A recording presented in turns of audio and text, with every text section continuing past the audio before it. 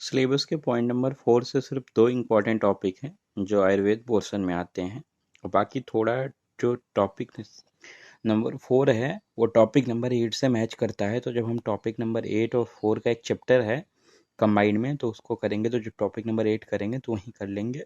इसलिए बस आयुर्वेद के 2 पोर्शंस हैं, एक विषदाता के लक्षण और एक विषपीत के लक्षण, तो वो दोनों करते हैं। तो देखो, विषदाता के लक्षण, जो विष दिया होता है उसके लक्षण क्या दिखाई देते हैं। मनुष्यों के संकेतों को समझने वाला चतुर एवं बुद्धिमान मनुष्य वाणी, चेष्टा, मुख की भाव भंगिमा को देखकर विषदाता को आसानी से पहचान सकता है। मतलब मनुष्य के जो संकेतों को समझने वाला चतुर एवं बुद्धिमान मनुष्य है, वो मनुष्य की वाणी को, उसकी चेष्टा को, उसके मुख के भाव को देखकर पहचान लेगा आसानी से कि ये विषदाता है या नहीं है। विष देने वाला मनुष्य पूछने पर उत्तर नहीं देता है, ठीक है। दूसरा, बोलने की चेष्टा यूं इच्छा करता है और घबराता है, घबरा जाता है। तो बोलने की इच्छा करेगा, चेष्टा करेगा, पर बोलते हुए घबरा जाएगा वो। व्यर्थ की निरर्थक बातें करेगा, जिनका कोई मतलब नहीं होगा वैसे ही वो बातें करेगा। मूर्खों की भांति बोलता है और अंगुलियां खटकाता है, ठीक है। नखों और तिनकों से भूमि को कुरेदता हुआ और अकारण हंसता है, रह रहकर कांपने लगता है और भयभीत सा इधर उधर देखता है, ताकता है।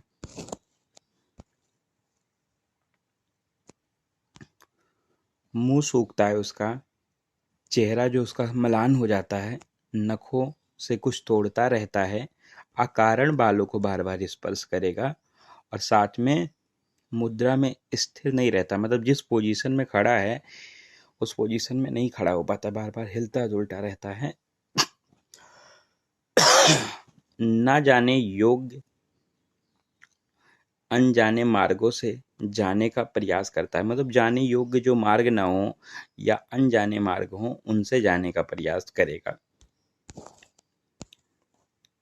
और जब वो जाएगा तो जाते हुए पीछे मुड़ मुड़ कर देखता है, पैर उसके लड़खड़ाते हैं, चेष्टाओं में विपरीत लक्षित होते हैं, विपरीता उसकी चेष्टाएं जो होती हैं उसके विपरीत होती हैं, और अपने होशो हवास को खो देता है। अज्ञानी तथा मूढ़ के समान आचरण करने लगता है।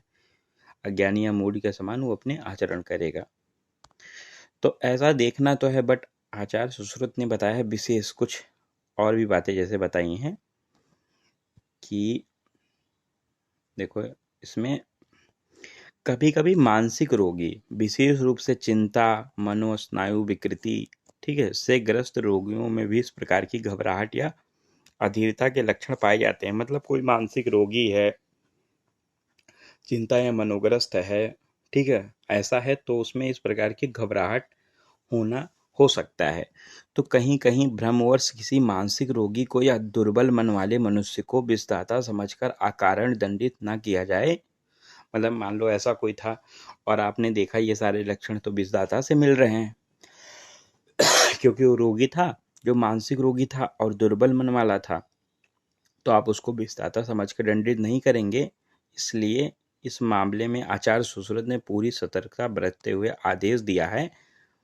इस संबंध में खूब सोच समझकर ही निर्णय लेना चाहिए, स्वयं उन्हीं के शब्द में, ठीक है। तो ये श्लोक है, उसकी हिंदी बता देते हैं क्या कहा उन्होंने।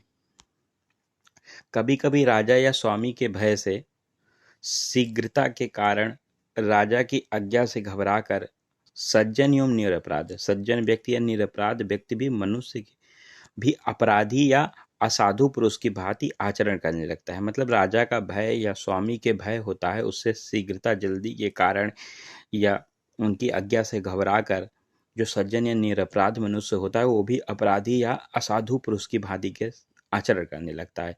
इसलिए विष दाता की आशंका होने पर इसकी परीक्षा समुचित आदर और सावधानी से करनी चाहिए। तो ऐसा नहीं है कि वो विषदाता है, इसलिए उसकी परीक्षा समुचित आदर और सावधानी से ही करनी है, फिर डिसाइड करना है वो है कि नहीं है।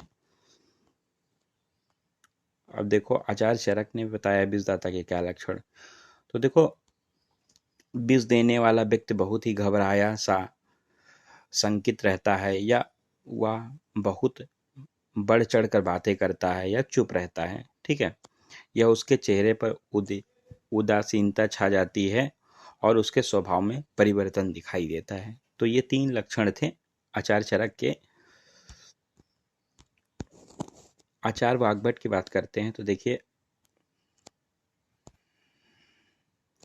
आचार वाग्भट ने बताया विष देने वाला का मुख गोरा होने पर भी उसकी काली छाया युक्त चेहरा शुष्क हुआ या कांतिहीन हो जाता है। मतलब वो इंसान गोरा होगा, गोरा होने पर भी उसकी काली छाया युक्त चेहरा होगा, शुष्क होगा, कांतिहीन हो जाएगा, ठीक है। वह लज्जित होकर इधर उधर दिशाओं की ओर देखता है, वह लज्जित होगा और इधर उधर दिशाओं की ओर देखने लगेगा।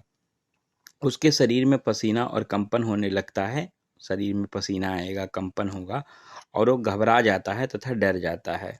और चलने में उसके पैर क्या होते हैं, लड़खड़ाते हैं और बार बार जम्हाई हो लेता है, ठीक है। तो ये थे विषदाता के लक्षण।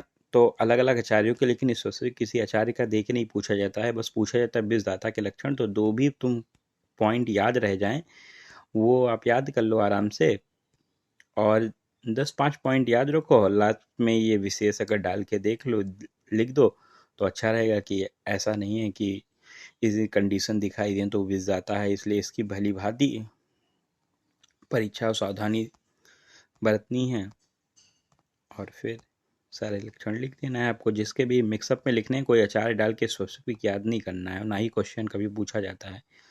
अब बात करते हैं विष पीत के लक्षण। अगर किसी ने विष पी लिया है तो उसके अंदर क्या क्या लक्षण होंगे।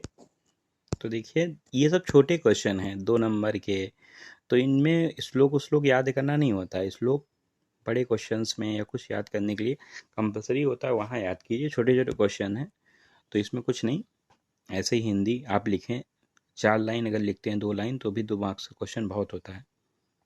तो देखिए, जो व्यक्ति विषाक्तता के कारण, मतलब अगर उसने विष पी लिया तो उसके विषाक्तता के कारण क्या होगा, ग्रे धूम रंग का मल मतलब पुरुष त्याग करेगा, ठीक है।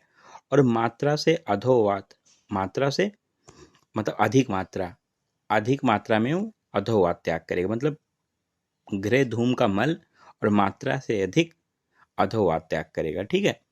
अद्यमान से वह पीड़ित होगा और जिससे वो उष्ण रक्त अधिक मात्रा में आ रहा होगा। अद्यमान से पीड़ित होगा और उसको उष्ण रक्त अधिक मात्रा में आ रहा होगा। उसका जो वर्ण होगा वो विवर्ण हो गया होगा और अगलानी मतलब साध से ग्रस्त होगा और झागदार वमन करेगा, ठीक है। तो कितनी बातें हमको यहाँ याद करनी है, ये लाइनें नहीं, बस देखो पुरुष कैसा, ग्रेधूम टाइप का, और अधिक मात्रा में क्या करेगा, वायु का त्याग करेगा। तीसरा, अधिमान से पीड़ित होगा और रक्त कैसा, उष्ण, अधिक मात्रा में उसका रक्त आ रहा होगा। वर्ण कैसा होगा, विवर्ण होगा और गलानी युक्त साध होगा, ठीक है। और झागदार वमन करेगा। तो इसे हम विष पीत समझेंगे कि ये इसने जहर पी रखा है। और जो विष पीत व्यक्ति होता है इसके हृदय में आग भी नहीं जलाती, मतलब इसके हृदय को आग भी नहीं जलाती, क्योंकि जो हृदय होता है वो स्वभावतः चेतना का स्थान होता है, और विष जो होता है वो व्यक्ति के हृदय में व्याप्त होकर स्थित हो जाता है। जैसे आपको पता था ना, विष जाता है फिर रक्त को दूषित करते हुए, त्रिदोष को दूषित करते हुए आशय का आश्रय लेकर हृदय में जाकर व्याप्त हो जाता है, मनुष्य की मृत्यु हो जाती है।